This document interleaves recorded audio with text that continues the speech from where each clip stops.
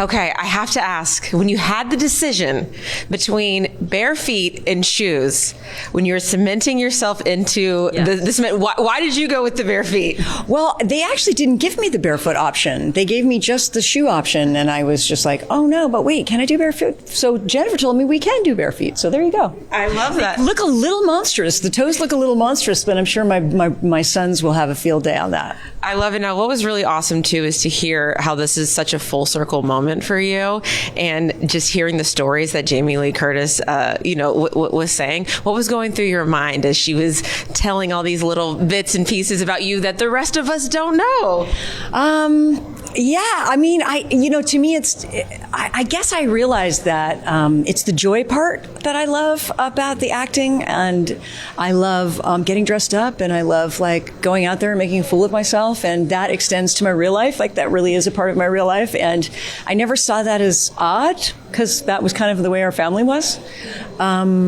But now I see that it is sort of unusual. I mean, I think it's awesome because we live in such a social media world now, but there are some people that, that we have grown and watched over the years that we don't get to see those sides. And you're one of those people. So to hear that stuff was just super cool. And something else was all of the movies that, just listing the movies that you've been in over the decades after decades. What classic movies of yours are your sons' favorites?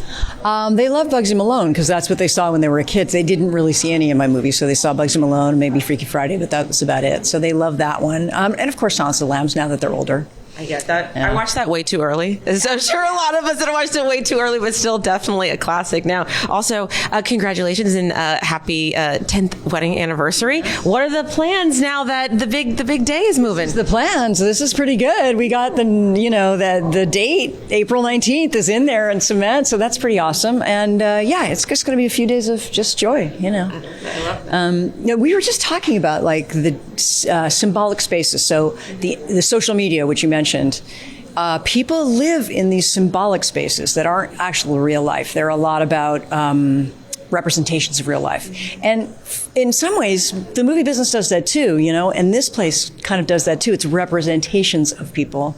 But for me, it never was a representation. It was always real. It was always like, this is the job I do, and this is the place I live, and Hollywood is a place that I went to school in, and yeah. So anyway.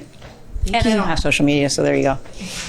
Thank you so much. Thank you. Yeah, that was such a touching part. Just to see about the humanity part of it, like you were there and putting your feet in the moment, and then this comes full circle and then saying, like, I want it to be real. So just to, that was awesome. Thank you. Thanks.